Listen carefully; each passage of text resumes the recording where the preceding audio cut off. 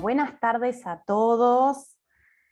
Estamos una vez más reunidos en estas charlas y actividades que vamos haciendo desde EMA, y hoy tenemos el placer de tener a este equipo de FLENI que nos acompañan hoy, y que vamos a hablar de un tema que muchas veces nos consulta, que surgen constantemente preguntas alrededor de estos temas, y que nos pareció muy importante poder trabajarlos y charlarlos entre todos. Les cuento que si bien las doctoras van a presentar, vamos a tener un espacio de preguntas, de interacción, así que vayan pensando qué les gustaría preguntar, qué les gustaría saber. Si quieren lo pueden ir anotando en el chat, así lo tenemos ahí a medida que van hablando. Y si les parece, las voy a ir presentando, que igual por suerte teníamos las fotitos, así que ya identifican a cada una, y voy a usar el machete, chicos, porque voy a necesitar ayuda a memoria. Bueno, la doctora Lucía Crivelli es jefa de neuropsicología de FLENI y equipo de neuroinmunología y enfermedades desmielinizantes de FLENI. Está la doctora Agustina Weinstein, espero haber pronunciado bien, médica psiquiatra del equipo de neuroinmunología y enfermedades desmielinizantes de FLENI y psiquiatría perinatal. Y está la doctora María Fernanda Muti, médica psiquiatra del equipo de neuroinmunología y enfermedades desmielinizantes de FLENI y cuidados paliativos. Muchas gracias por esta charla, por este espacio, y bueno, les dejo la palabra. Bueno, arranco yo, la última, Fernanda. ¿Qué tal? Buenas tardes para todos. En primer lugar, agradecerles a EMA y especialmente a vos, Joana, por esta invitación. La verdad es que nos entusiasma un montón tener este contacto y esta charla. La idea es introducir un poquitito cada uno de los temas para dejar espacio para que pregunten lo que quieran, y en todo lo que los podamos ayudar estamos a disposición.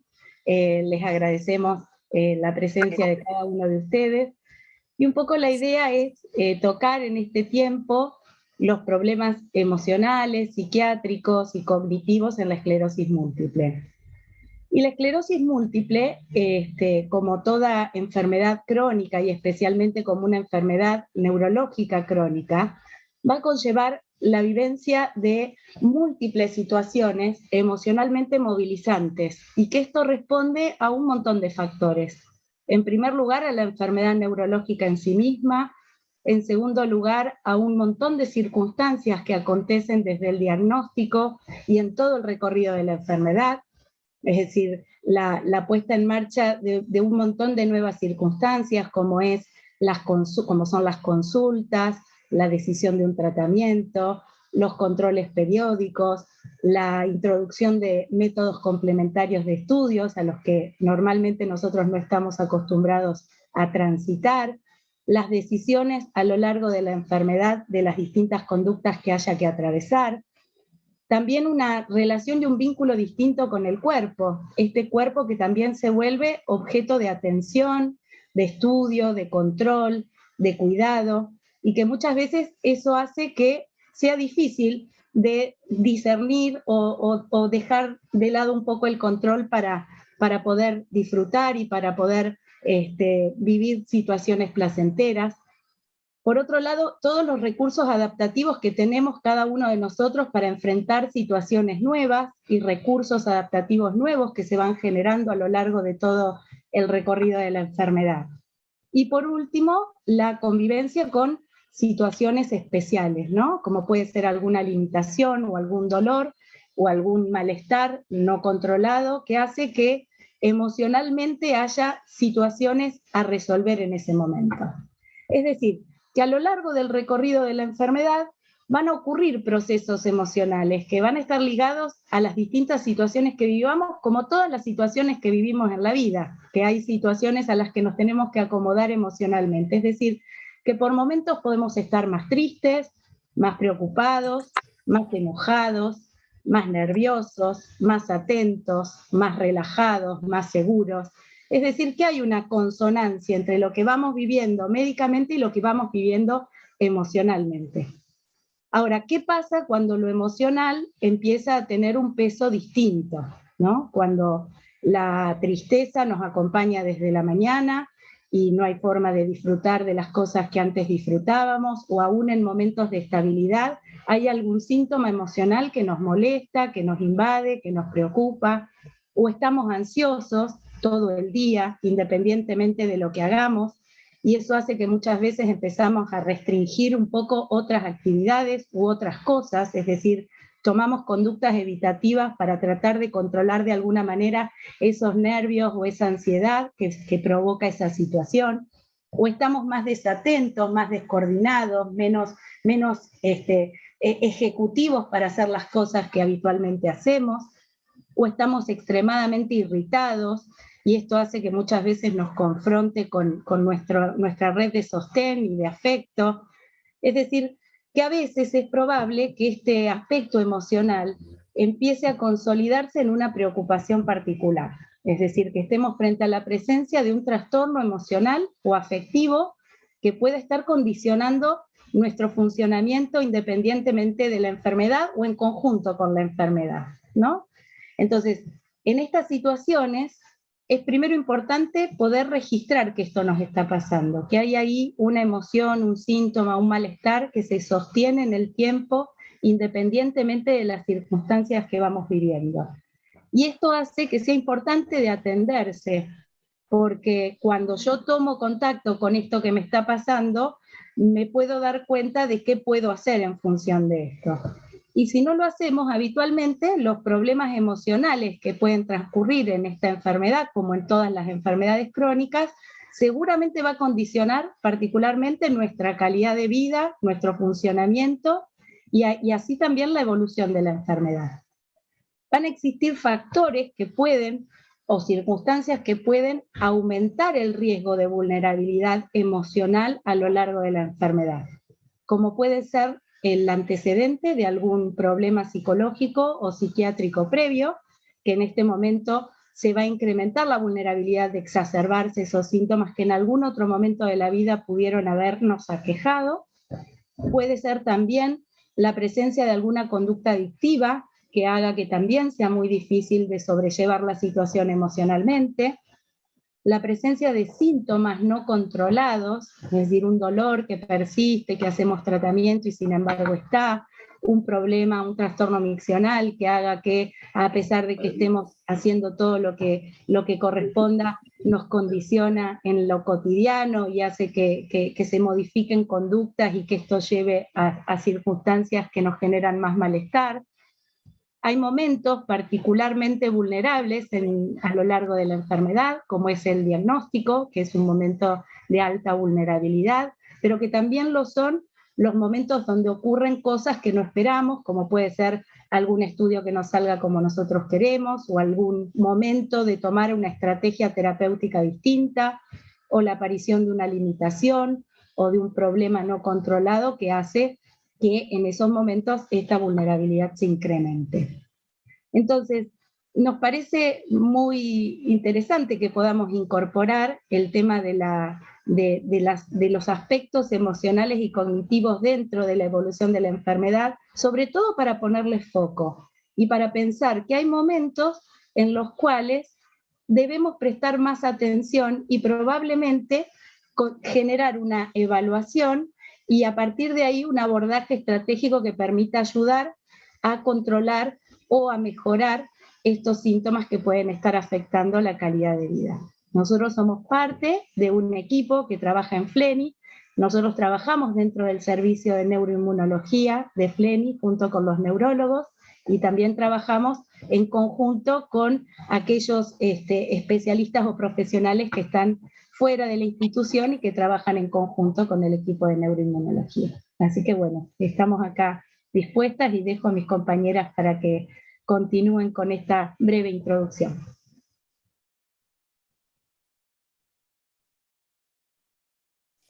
Bueno, yo soy Lucia Crivelli, voy a introducir el tema de los trastornos cognitivos en esclerosis múltiple. Voy a hacer una introducción muy cortita, 5 minutos o si puedo menos, para dejar lugar para las preguntas. Los trastornos cognitivos son fallas que surgen en la cognición. La cognición es la capacidad que tenemos de conocer el mundo, y conocemos el mundo a través de los sentidos que son procesados por nuestro cerebro. Entonces, cuando hablamos de trastornos cognitivos, son fallas en nuestra atención, en nuestra memoria, en el lenguaje, en las habilidades para procesar lo visoespacial, todas esas funciones que nos permiten conocer el mundo. De ahí la palabra, trastornos cognitivos. ¿Y qué pasa con estos trastornos cognitivos? Bueno, aparecen en muchas enfermedades neurológicas, y una de ellas es la esclerosis múltiple. Alrededor del 40% de las personas con esclerosis múltiple tienen trastornos cognitivos en algún momento de la enfermedad. Pero lo bueno es que estos trastornos pueden ser transitorios, productos de una secuela que luego remite, y también que suelen ser leves a moderados. No es lo más habitual que sean trastornos severos. Además, las fallas en la cognición se restringen a algunas funciones, no es que afectan a la complejidad entera de la cognición, sino que se restringen a lo que llamamos las funciones ejecutivas, la atención y la memoria. Las funciones ejecutivas son estas funciones de la cognición que nos permiten como ordenar el pensamiento, secuenciar, tener un pensamiento más flexible. Muchas veces decimos que las funciones ejecutivas son un poquito como el director de orquesta del conocimiento. Entonces dirigen cómo se coordina y funcionan las otras funciones, como la memoria, la atención o el lenguaje. Entonces, a veces una leve falla en las funciones ejecutivas puede producir un efecto dominó que pareciera que es una falla cognitiva mucho más amplia, y en realidad es simplemente que el director de orquesta está un poco distraído. Otra de las fallas que se producen es en la memoria, no en todas las etapas de la memoria, sino en lo que llamamos el recuerdo diferido libre, digamos, la capacidad de acordarme libremente de algo que me sucedió. Por ejemplo, voy a ver una película.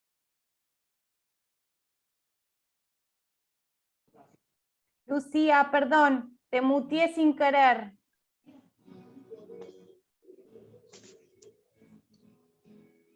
¿En qué parte? ¡Ay, no! Me volvieron a mutear. ¿En qué parte me quedé callada? Dije hola y me quedé callada. No, en la de si ves una película. Bueno, está bastante bien. Bueno, entonces si veo una película, por ejemplo, me cuesta acordarme de la película por mí misma, pero si viene un amigo y me dice, ¿te acordás que fuimos juntos, que actuaba Alain Delon, o que, no sé, de qué trataba un poquitito, ya ahí puedo recuperar el recuerdo. Esos son los tipos de fallas más frecuentes en la esclerosis múltiple, la de las funciones ejecutivas y este tipo de memoria, de acordarme solo sin ayuda de las cosas, ¿sí? No es que el recuerdo se borra completamente, como en otras enfermedades neurológicas que conocemos, como pasa con un Alzheimer, que como habrán visto en las películas, o si tienen algún familiar, verán que la falla es arrasadora, ¿no? Acá es una falla más sutil, en la recuperación del recuerdo. Y lo otro es, en lo atencional, un enlentecimiento de la velocidad para procesar los estímulos. Estoy un poco más lenta para atender y para reaccionar. Y esas son las fallas que pueden aparecer. Como les decía al principio, aparecen en el 40% de los casos más o menos. Hay estudios que informan menos, hay estudios que informan más. Algunas cosas importantes para tener en cuenta, de las cuales van a hablar un poco más mis compañeras, hay algunos confusores de los trastornos cognitivos. Por ejemplo, cuando uno tiene depresión o ansiedad, los trastornos psiquiátricos acarrean como consecuencia secundaria una disfunción cognitiva.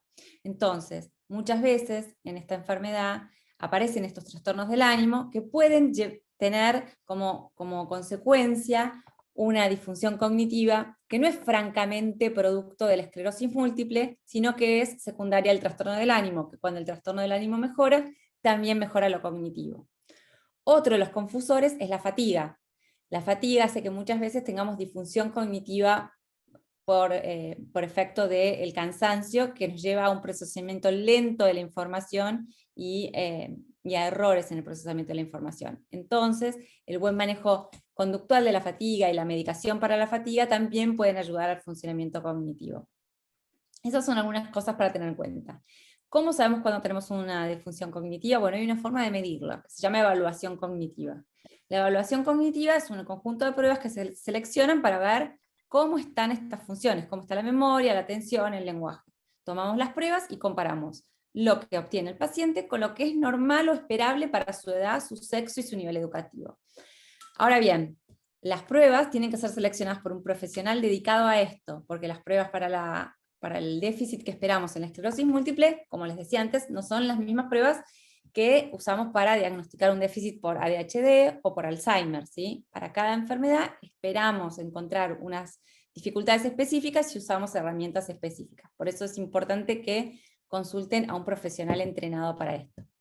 Y luego, la última parte de mi introducción es, ¿qué hacemos con esto? Bueno, si hay una franca disfunción cognitiva, que no es producto de un trastorno de ánimo, no es producto de la fatiga, y no estamos en un brote agudo, sino que secuelara un brote o secuelara la evolución de la enfermedad y se sostiene durante un tiempo, el paciente puede acceder a lo que llamamos un tratamiento de rehabilitación cognitiva, donde se realiza un acompañamiento en el que se brindan ejercicios y también herramientas de uso externo para compensar y también para estimular las áreas que están dañadas.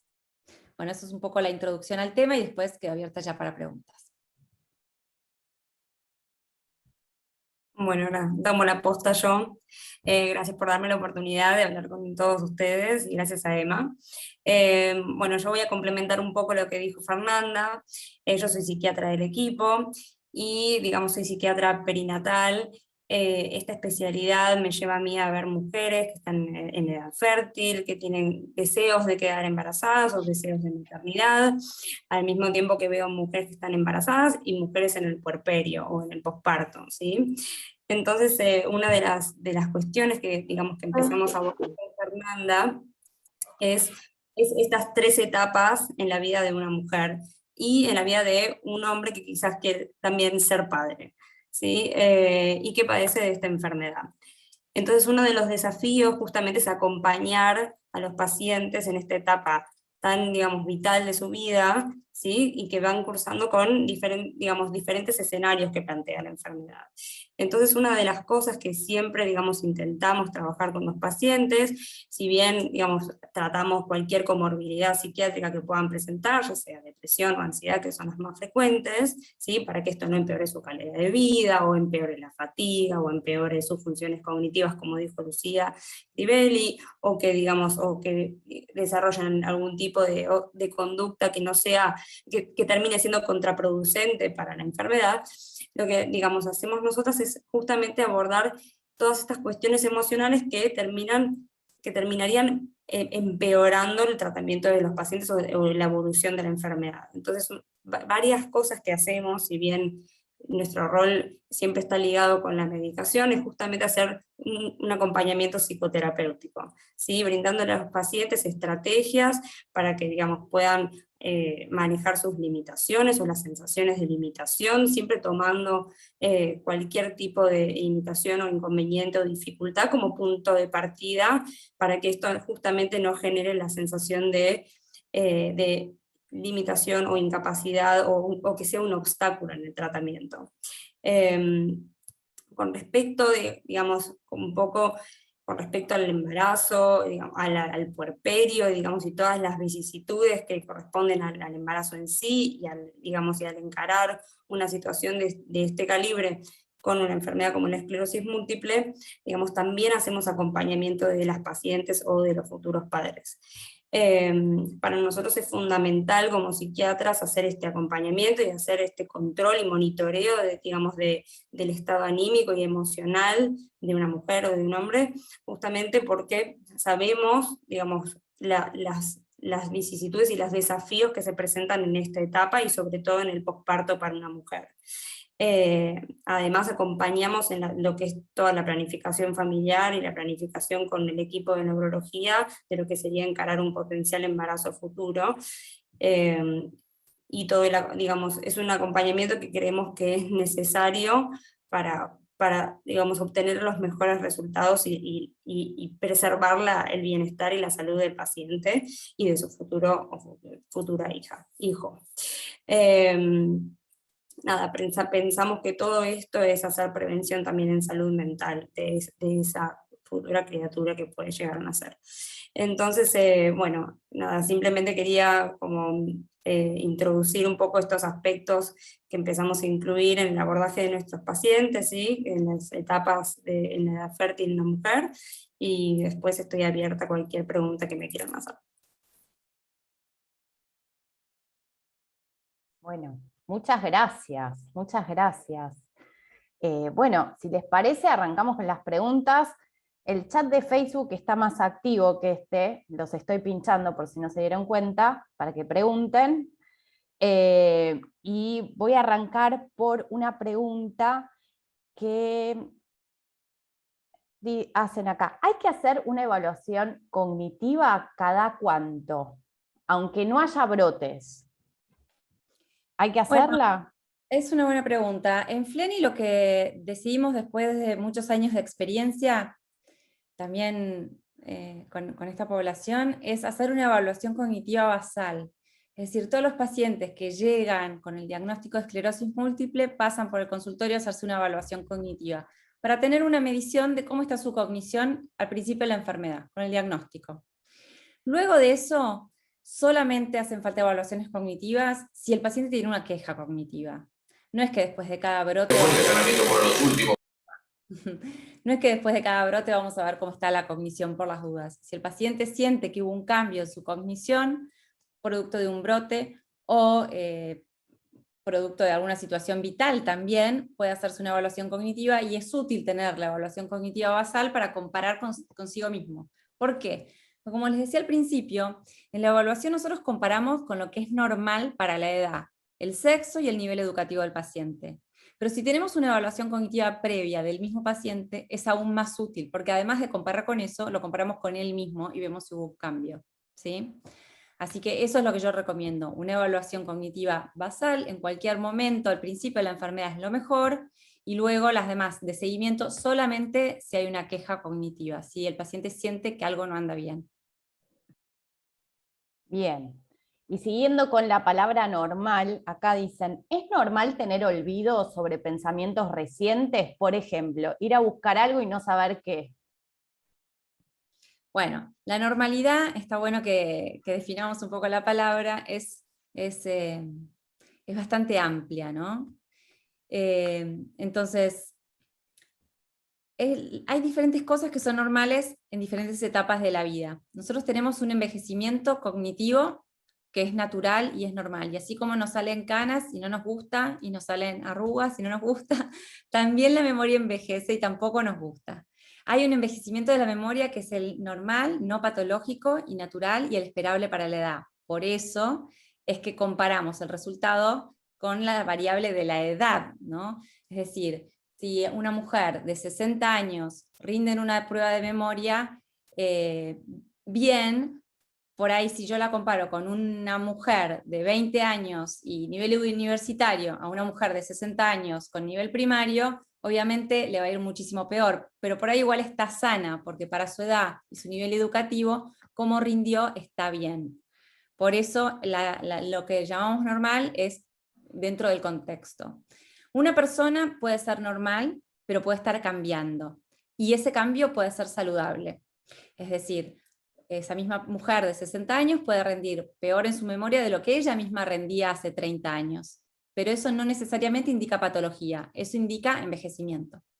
Así que, bueno, ante la duda siempre pueden consultar, pero lo importante es saber que el profesional se dedica a la neuropsicología y que va a hacer esta comparación de manera justa. Bien.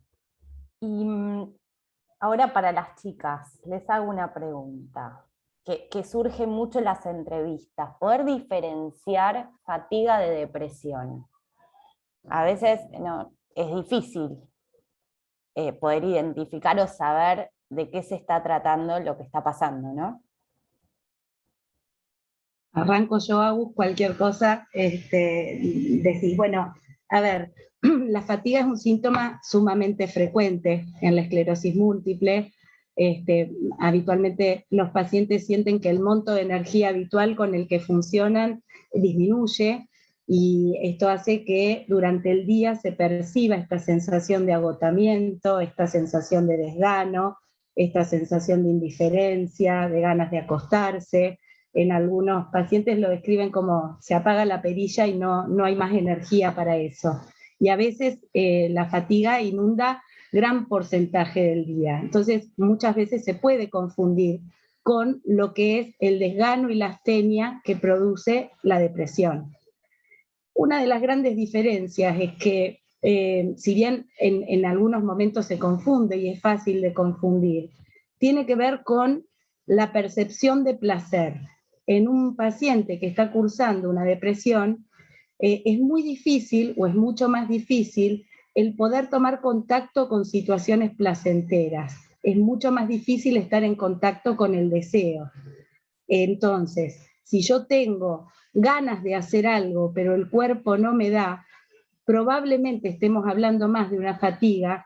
En cambio, si estemos pensando en, no, la verdad es que no tengo ganas de ir, no disfruto de ir, no me siento bien de ir, es más probable que ese mismo síntoma esté acompañado de otros síntomas que tienen más que ver con un estado anímico descendido, ¿no? Entonces, si bien hay momentos donde estos dos síntomas se pueden confundir, probablemente si indagamos acerca de otros aspectos que tienen que ver con la capacidad de disfrutar, con la capacidad de desear, con la capacidad de conectar con aquellas cosas que cada uno de nosotros sabemos que nos moviliza y nos moviliza para bien, nos vamos a dar cuenta si está ahí la gana y lo que no tengo es la energía, o si además de la energía estoy teniendo dificultades con las ganas, ¿no? Bien, bueno, seguimos. ¿Se puede prevenir la disfunción cognitiva? A grandes rasgos, el deterioro cognitivo se puede prevenir. Hay muchas cosas que podemos hacer para mantener el cerebro saludable. Es decir, sabemos que la salud cardiovascular va directamente de la mano con la salud cerebral. Entonces, cuidarnos de todos los factores que tienen que ver con lo cardiovascular es importante. Digamos, cuidar la salud cognitiva tiene 5 pilares. Uno, el cuidado de los factores cardiovasculares.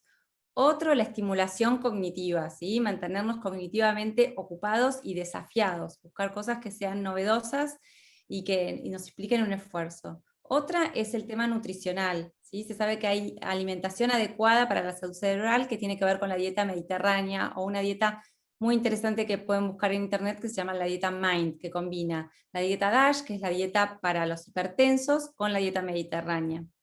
Otra es hacer ejercicio físico, ¿sí? Sabemos que la combinación de ejercicio físico y estimulación cognitiva dan como resultado una mejor salud cerebral. Y por último, mantenerse socialmente activos, es decir, mantenerse socialmente vinculados, desafiados, ¿sí? Mantener las relaciones sociales activas.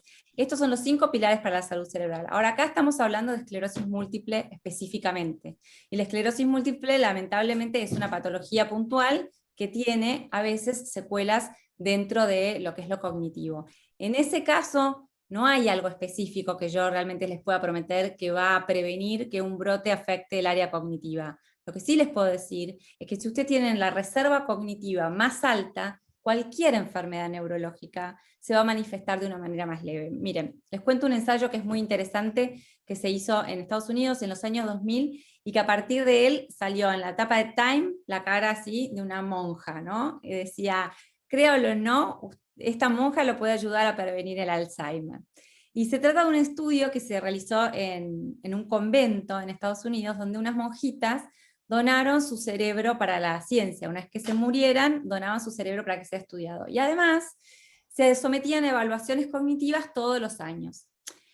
Lo que encontraron los investigadores cuando estudiaron los cerebros de las monjas es que gran proporción de las monjas tenían enfermedad de Alzheimer, dentro de lo que es lo neuropatológico, tenían las proteínas depositadas del Alzheimer, pero no tenían los síntomas del Alzheimer. Y lejos de hacer una interpretación religiosa del caso, lo que hicieron los científicos fue estudiar la calidad de vida y la vida que llevaban estas monjas. Y encontraron que aquellas monjas que tenían una vida socialmente más activa, que no estaban en reclusión, que tenían un lenguaje gramaticalmente más complejo, es decir, que tenían mayor nivel de instrucción y que se mantenían físicamente activas, no manifestaban los síntomas del Alzheimer a pesar de tener la enfermedad en el cerebro. a partir de ese año, del año 2000, se empieza a estudiar muchísimo lo que es la neuroplasticidad en los adultos y lo que es la reserva cognitiva. Y llegan a este concepto. La reserva cognitiva es la capacidad que tiene mi cerebro de resistir la manifestación de la enfermedad, aunque la enfermedad esté ahí. Entonces, si yo logro trabajar sobre estos 5 pilares, levantar mi reserva cognitiva, cuando tenga un brote, cuando tenga una progresión de la enfermedad, depende de qué tipo de esclerosis múltiple tenga, la secuela posiblemente va a remitir más rápido y va a remitir mejor. Entonces, el mensaje es sí, hay para hacer, hay para prevenir, hay que tratar de encaminar la vida hacia la salud cerebral. Hay mucho más que solo la esclerosis, digamos. Hay un montón de cosas para cuidar en el mientras tanto, ¿no? Que son claves y que también hacen a la calidad de vida. Está buenísimo. No sabía de ese estudio. Súper interesante. Acá están preguntando fobia e inseguridades para manejarse en espacios abiertos. ¿Eso es agorafobia? Creo que, digamos, buscaríamos la definición de agorafobia. Bueno, o sea, tomo la posta, Fer. Sí, porque yo leí ese comentario en el chat. La agorafobia no solamente es la fobia a los espacios abiertos, sino también en los espacios cerrados. O sea, en psiquiatría, o sea, la gente comúnmente le dice claustrofobia, pero también es agorafobia, es un especificador de los trastornos de ansiedad. Un poco como decíamos con Fernanda, siempre tenemos estas charlas, ¿no? Que, digamos, cada paciente es o sea, uno lo tiene que evaluar siempre personalizadamente, individual, y entender cómo es, digamos, que se va construyendo todos esos síntomas, ¿no? Porque quizás, digamos, decir, bueno, sí, la agorafobia sí es un trastorno de ansiedad, es como encajonar a alguien o poner un sello diagnóstico, algo que quizás no está siendo perturbador para esa persona, que quizás no le está trayendo ningún problema. Siempre como la clave en la psiquiatría es ver qué impacto tiene en la vida de esa persona, sea el síntoma que tenga. ¿Sí? Desde el punto de vista, digamos, de lo que es la agorafobia, es si esto repercute en la calidad de vida de esa persona, si hace que eso no la limite y no pueda salir de su casa, o que no pueda ir, digamos, a espacios de reuniones sociales por estar en espacios abiertos, o que no pueda, digamos, que esto empiece a ser una limitación, ¿sí? En su vida cotidiana, ya sea trabajar, ver gente, ver seres queridos, hacer una actividad que le guste, esto sí, digamos, entonces empieza a cobrar un sentido más, vamos a ponerlo entre comillas, patológico, ¿sí? Pero siempre, digamos, todo se interpreta según quién es el paciente, cuándo le pasa, cómo le pasa, uno siempre trata de detallar bien, personalizadamente cómo es que todo esto se manifiesta. Entonces así yo lo veo en el chat y le puedo decir, sí, pero contame quién sos, qué te pasa, cómo te pasa, hay un montón de datos que me faltan, ¿sí? para poder orientarla mejor a esa persona. Pero sí, digamos, si eso, para contestarle, si eso siente que la limita a hacer cosas que le gustan, o que la limita para disfrutar y para vivir bien su vida, o hacer cosas que realmente le cambiarían su día a día, entonces sí, quizás ameritaría que hable con alguien como nosotras. Quizá diferenciar esto de lo que son los miedos de las fobias, ¿no? ¿Son lo mismo? No. ¿Sí? ¿No? Ahí arranco. A ver, no son lo mismo, inclusive a partir de la vivencia, de las distintas situaciones que trae la enfermedad y la historia personal de cada uno, es bastante habitual que sintamos miedo sobre algo que es desconocido, sobre algo que escapa de nuestro control. Digo, el miedo también es una actitud de defensa y de anticipación frente a algo que pueda ocurrir y para lo cual me tengo que preparar. Es decir, el miedo es inevitable. La fobia es evitable. La fobia es la construcción a partir del miedo de toda una evitación. Entonces, sentir miedo, y alojémoslo porque no hay forma de evitar el miedo a distintas cosas que se nos pueden despertar a partir de la enfermedad, a partir de situaciones que nos pasan en la vida cotidiana, tengan o no tengan que ver con la esclerosis múltiple, los miedos conviven con nosotros. El tema es qué hacemos con esos miedos, para qué nos sirven esos miedos ¿Y qué construimos a partir del miedo? Si construimos herramientas que nos permitan resolver mejor la situación, o son miedos que nos encierran, son miedos que nos limitan, son miedos que nos condicionan y que no nos permiten atravesarlos y funcionar, ¿no? Esa sería un poco la diferencia para mí. A ver, les leo este mensajito, a lo mejor ustedes ya lo leyeron en el chat, pero siento que aún no se toma la salud como un todo integralmente, que se sigue diferenciando salud mental o física. En lo personal, considero que mi esclerosis múltiple apareció en un momento de intenso estrés, angustia y ansiedad. Lo mismo algunos brotes que tuve posteriormente. Al notar esto, empecé a ocuparme más de atender ese aspecto emocional y en bajar el estrés, y creo que eso ayuda. ¿Cómo piensan este tema?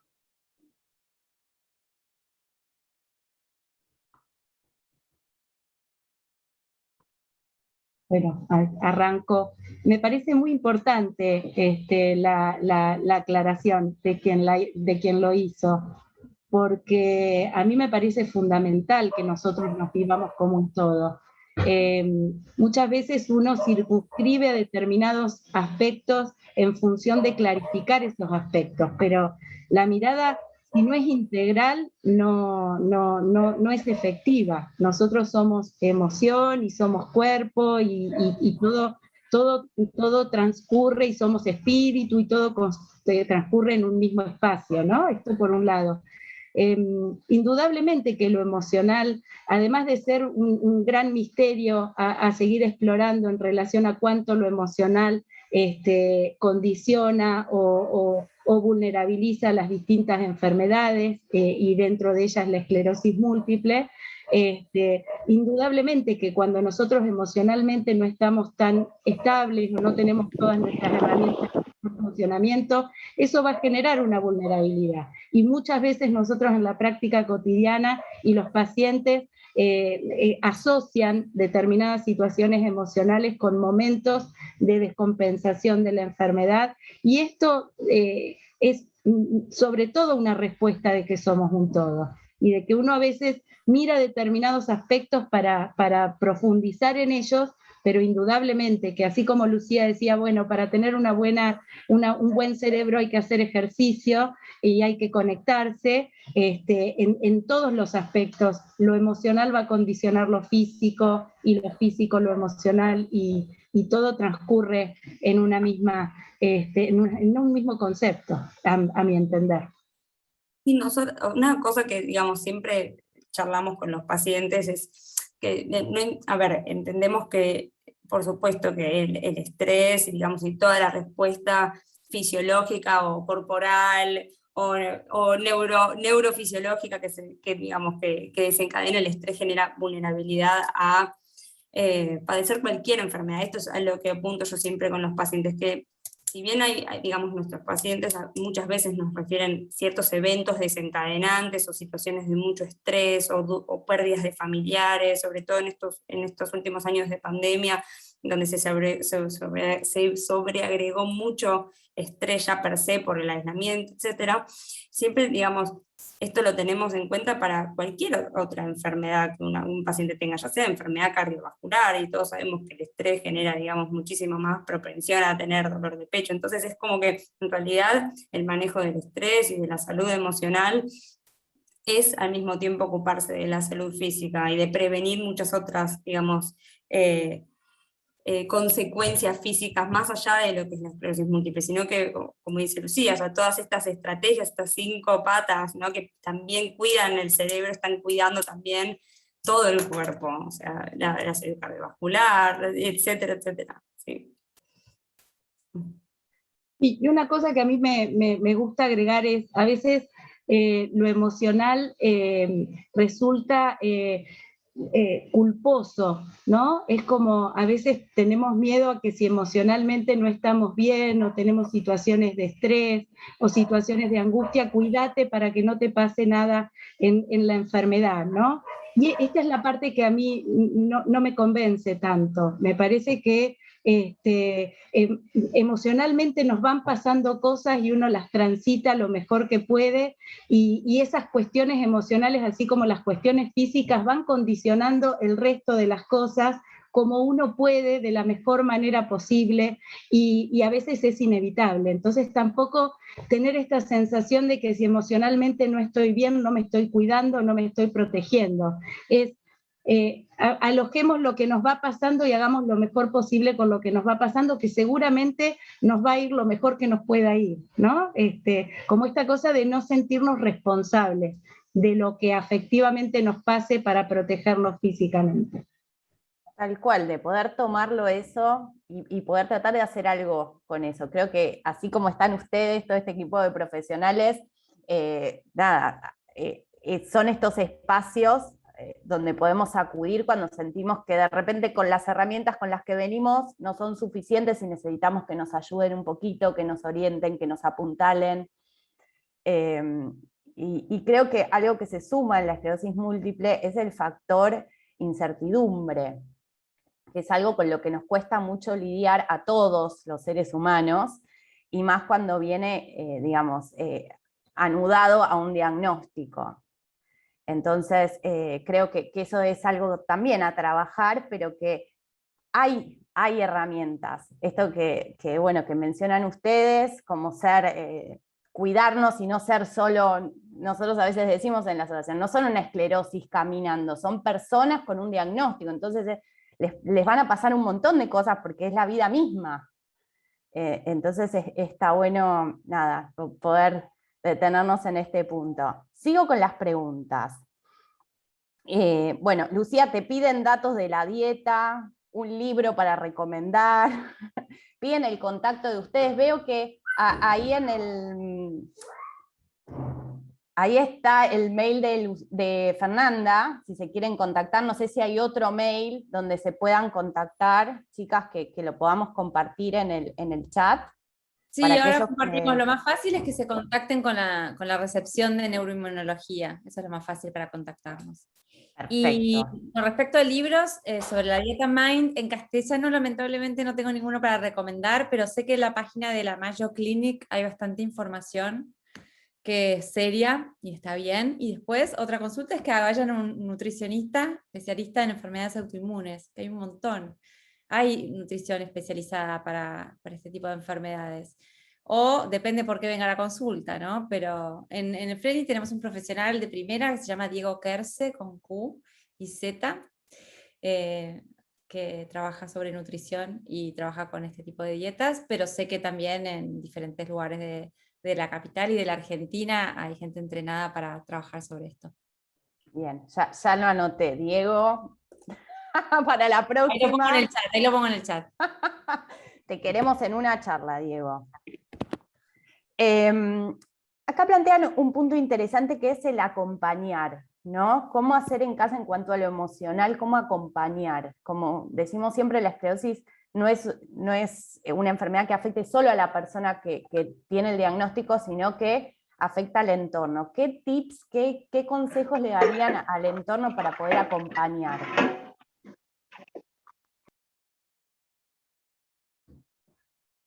Desde lo cognitivo, no es tal vez la pregunta principal, pero desde lo cognitivo lo que puedo acotar es que la visión del acompañante siempre suma muchísimo. Nos importa muchísimo la funcionalidad. A veces los test dan mal, por ejemplo en una evaluación basal, pero la persona no refiere dificultades, y si el familiar está de acuerdo y digamos, la funcionalidad no se ve afectada, esto es solamente una medición marginal que necesita un seguimiento y nada más. Es muy importante la visión propia de cómo lleva adelante las actividades de la vida diaria, y si podemos de algún familiar o acompañante, la perspectiva del otro también en lo cognitivo, por más que parezca que es una cosa como muy precisa y muy exacta, nos importa muchísimo, porque finalmente de eso se trata. Incluso cuando estamos en rehabilitación, la rehabilitación siempre va guiada por objetivos que tengan que ver con la vida que quiere recuperar la persona que tuvo la injuria, ¿no? Que tuvo el daño, que tiene la secuela. Entonces es muy importante el contexto y la familia que acompañen, que reconozcan y que apoyen al paciente en esta búsqueda. Y un poco sumando a lo que dice Lucía, porque se comparte, en las enfermedades crónicas en general y en esta en particular, no hay una relación médico-paciente. Hay una relación generalmente que es un equipo interdisciplinario en el que se involucran un montón de interlocutores, desde la persona que te atiende, la secretaria, el neurólogo, el urólogo, el técnico de los estudios complementarios, cuando hay que hacer alguna medicación en el hospital de día. Es decir, somos un montón los que intervenimos desde el equipo médico. Y así también el paciente no está solo, el paciente está con una familia, es un equipo interdisciplinario con una familia que está transitando una enfermedad. Y esta familia tiene una característica particular, que es objeto de cuidado, pero que también en muchas circunstancias opera de cuidador, ¿no? De acompañador de todo este proceso. Y como todo proceso que irrumpe en una red de afecto, afecta a toda la familia. Entonces, si yo tuviese que decir consejos o alguna, algún tipo de sugerencias en relación a eso, primero es registrar tanto los pacientes como la familia que todos intervienen y que todos son objeto de cuidado y que todos tienen que tener un momento de análisis personal de cómo viene llevando esta situación, ¿no? ¿Qué necesita? ¿Qué no? Digo, ese momento de introspección para decir, bueno, ¿y a mí qué me pasa con esto? ¿Y qué me pasa con la persona, mi familiar que está transitando esta situación? Así como para después cada uno desde su lugar y desde esta observación pueda poner en acción lo más efectivo que tenemos todos, que es la comunicación. Es decir, que uno pueda hablar de lo que le pasa, que pueda decir vos cómo estás, qué necesitas. Digo, no inferir, no creer que porque a mí se me ve cansada el otro va a entender que yo estoy cansada. Poder aprender a decir, ¿sabes qué? Hoy estoy muy cansada, ¿podés hacer vos esto? Y esa comunicación es un proceso también, y es un proceso que se ejercita y mejora con el tiempo. Entonces, primero saber que cada uno es un interviniente y mirarse y decir, ¿qué estoy necesitando yo? ¿En qué posición estoy? ¿Cuánto cuido? ¿Cuánto me cuido? ¿Qué necesito yo? ¿Qué veo que necesita el otro? Y después hacer ese intercambio, que es absolutamente necesario para decir, a mí qué me falta, qué me estás dando, qué necesito, ¿no? Activar y practicar la comunicación, que es la base instrumentadora de un montón de cosas para seguir adelante y para poder definir qué necesito, qué me hace bien, etcétera, etcétera, etcétera, ¿no? Sí, una cosa que estábamos pensando el otro día, justamente hablando con Fernanda, es con relación a esto, es mucho mejor habilitar un espacio de comunicación familiar y de preguntarle al otro cómo se siente o qué es lo que necesita, justamente para no rellenar esos espacios con frases o cosas o situaciones que terminan generando peleas, conflictos o una sensación de poca comprensión entre las personas de esa familia, ¿no? O hablábamos de frases o de cosas que digamos, que hay pacientes que les molesta que digan, no, estoy cansado de que me digan que tengo que luchar, o estoy cansado que me tironeen, o que yo estoy cansado y que me dicen, o que me tironean y dicen dale, o la sensación de presión social, como que en realidad muchas veces la familia intenta ayudar y por ese intento desesperado de ayudar y de motivar y de alentar al que padece, justamente termina siendo contraproducente.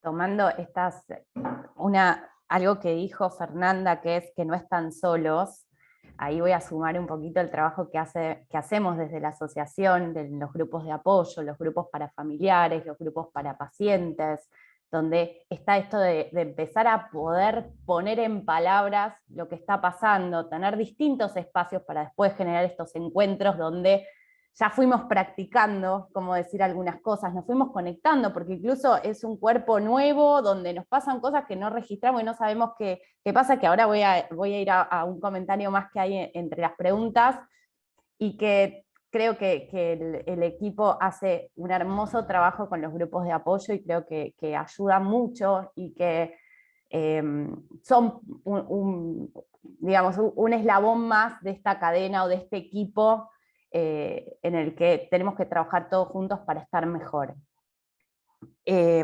Algo que marcaban es el enojo, mucho enojo, estar muy enojado. ¿Qué pasa con el enojo, chicas? A ver, ¿qué se puede hacer con tanto enojo?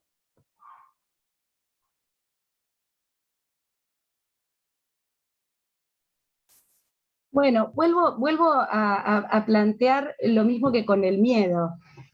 Bueno, primero, bienvenido, ¿qué le vamos a hacer? Me enojé, ¿no? Me enojo, ¿qué me enoja? ¿Por qué me enoja? ¿Es entendible que me enoje? Dejar que transcurra esa sensación. Ahora, después tengo que pensar qué hago con el enojo. ¿Por qué me enojo? ¿Para qué me enojo? ¿Y qué puedo construir diferente del enojo? Porque el enojo también es comunicación. Y también yo a través del enojo puedo descubrir cuáles son esas necesidades que se expresan desde el enojo. Y puedo encontrar otras estrategias para comunicar esas cosas que me produce el enojo, ¿no? Entonces, primero, legitimarlo como un estado emocional. Después, mirar un poco cuánto es un estado emocional y también cuánto puede ser un trastorno. Habitualmente, el enojo puede ser un síntoma de otras cosas que hay que revisar. Si no fuera así, es una reacción entendible frente a una situación, es bueno, quizás no es la mejor estrategia que tengo para poder resolver esta situación. Entonces, empezar a encontrar alguna otra estrategia que inclusive me permita mejor llegar a lo que me falta o llegar a lo que puedo metabolizar a través de algún otro recurso. Pero es parte de las reacciones que uno tiene frente a algo que genera impotencia, que genera temor, que genera angustia. Entonces, me parece que en este sentido, primero es permitir sentirlo y analizarlo, buscar otras estrategias si este enojo es entendible y reactivo a alguna situación en particular, y si este enojo trasciende todo mi funcionamiento y realmente no me permite encontrar alguna otra estrategia para poder resolverlo, bueno, consultar, porque estos son los síntomas que de alguna manera van condicionando el funcionamiento, me van alejando, me van dejando solo, y no me van permitiendo encontrar algún otro recurso que finalmente libere esa sensación de malestar, porque el enojo muchas veces me aísla y me deja enrollado en el enojo, no me permite encontrar alternativas de salida.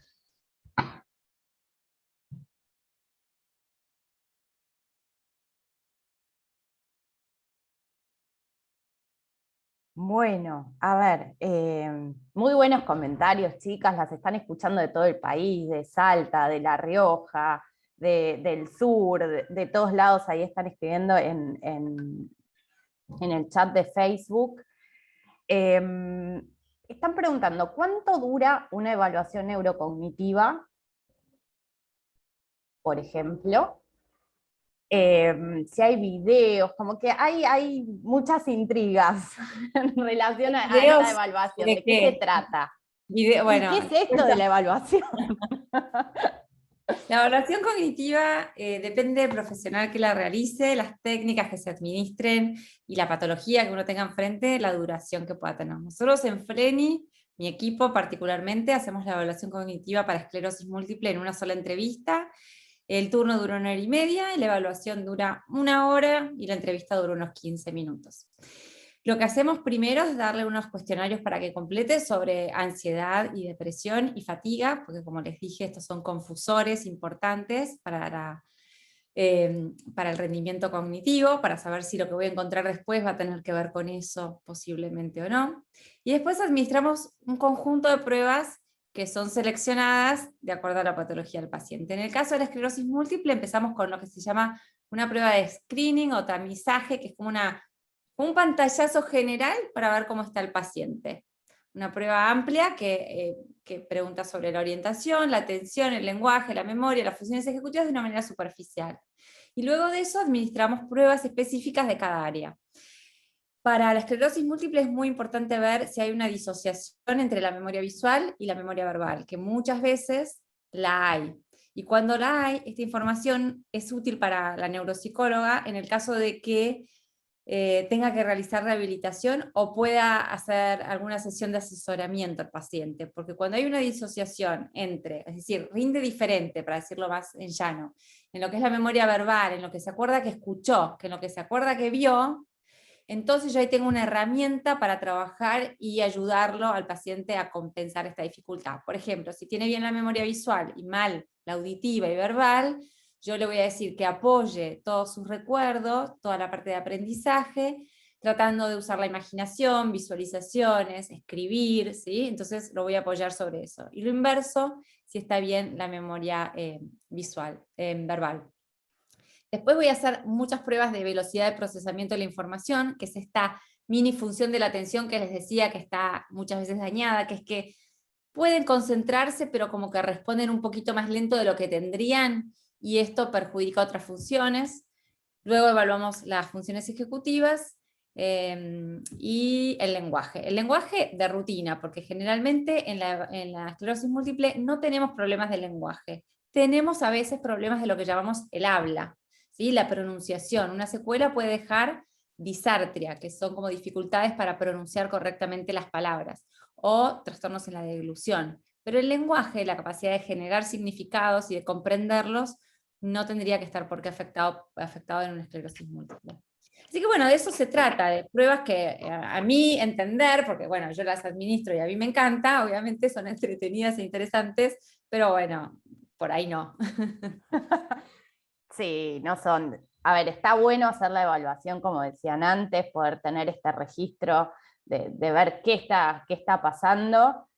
Están haciendo una pregunta, sí. Las personas con esclerosis múltiple tienen mayor predisposición a tener Alzheimer. Y otra pregunta más, no. Bien. Ahí, chicos, Facebook, atenti, no.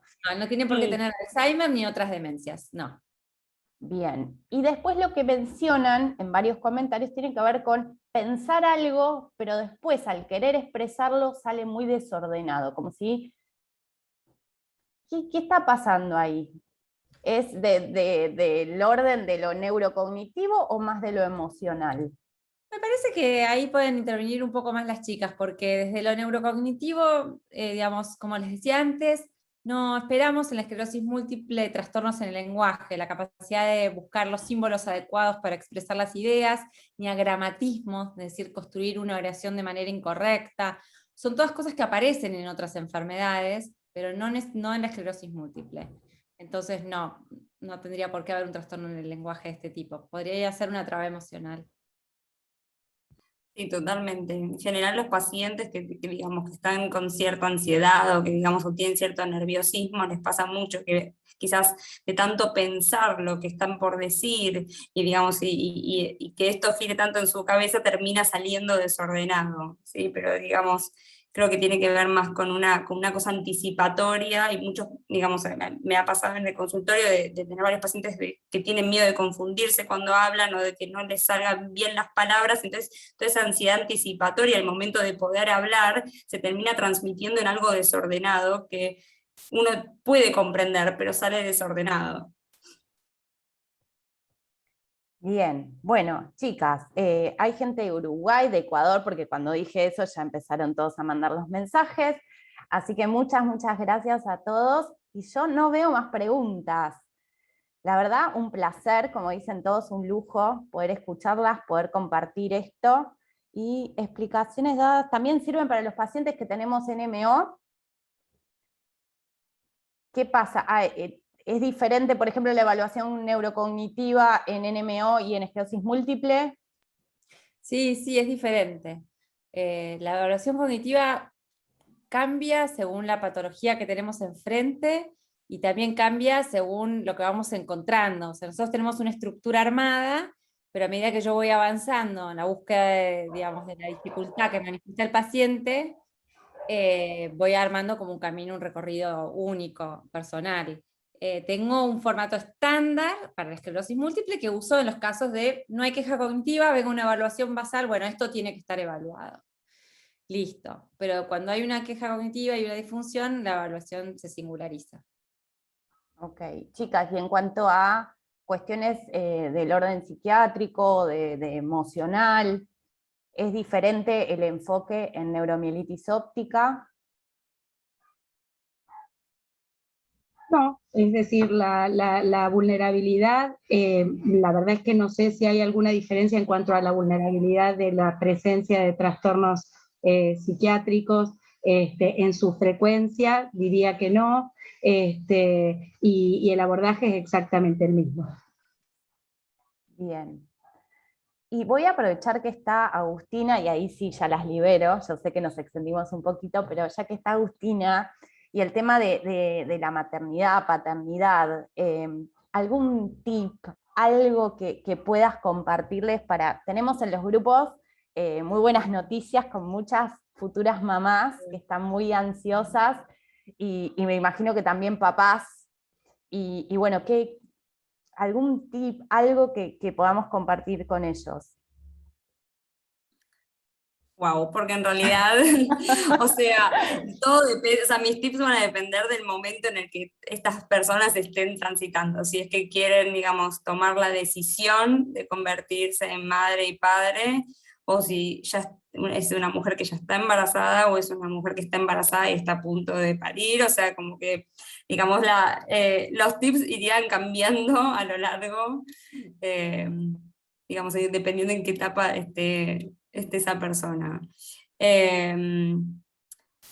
A ver, creo que la palabra clave es la incertidumbre en, todo, en cualquiera de todas esas etapas. Creo que esa es, desde el punto de vista emocional, la pregunta que se le debe plantear, que se debe plantear cada una de esas personas, sea si estoy buscando embarazo, si voy a poder quedar embarazada, si voy a ser padre, si estoy embarazada del primer trimestre, qué va a pasar en el segundo, qué va a pasar en el tercero, qué va a pasar cuando nazca. Entonces creo que la incertidumbre, más allá digamos, de qué etapa de estas tres estemos abordando, creo que es eso lo que más puede llegar como a ser el tema durante el embarazo o la búsqueda o el puerperio. Y creo que para eso, digamos, no tengo un tip en particular, pero siempre y cuando esa sensación de incertidumbre no se viva de forma negativa, y digamos, si pueda hacer algo que no limite a esas personas, a esos padres, madres, o que sea algo que genere temor o que genere evitación de buscar un bebé, o de buscar ser madre o padre, o de... o que sea una limitante de los proyectos a futuro. Creo que es algo, digamos, que si empieza a generar como temor, ansiedad, miedo o evitación, como decía Fernanda, ¿no? Siempre y cuando esto se convierte en un obstáculo, es incertidumbre para tomar decisiones, entonces ahí creo que es el momento como de buscar acompañamiento, ¿sí? Entonces en lo que es lo perinatal, digamos, estamos para eso, justamente para acompañar a estas personas a lidiar con todas este tipo de interrogantes a futuro, que muchas veces no tenemos respuestas, simplemente nuestro rol es justamente acompañar y poder ayudar a contestarse uno mismo estas preguntas con acciones, ¿no? Digamos, apuntando a futuro, o con optimismo, no con evitación o tratando de evitar tomar esas decisiones, sino justamente fortaleciendo o empoderando a esas personas para poder lograr lo que quieren. ¿Se entienden? Sí, sí, buenísimo, buenísimo. Bueno, chicas, las libero, pero muchas, muchas, muchas gracias, como dicen todos, un lujazo, súper claro. Creo que a todos nos quedaron claras varios puntos.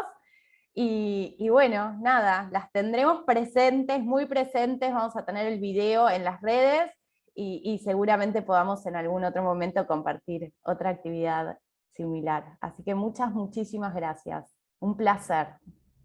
Por favor, Joana, la verdad, un placer para nosotras. Yo me he quedado con ganas de decir muchas cosas, me voy entusiasmando, pero lo dejamos para la próxima. Estamos a disposición y ha sido muy grata esta charla y este encuentro, por lo menos para mí, y supongo que para las chicas seguramente que también. Sí, muchas gracias por el espacio. Es muy lindo compartir la comunicación con Emma, así que saludos para todos y gracias por escucharnos. Sí, muchísimas gracias por la invitación. Espero que les haya servido. Parece que sí, todos dicen que sí. Así que muchas gracias, un beso grande y hasta la próxima.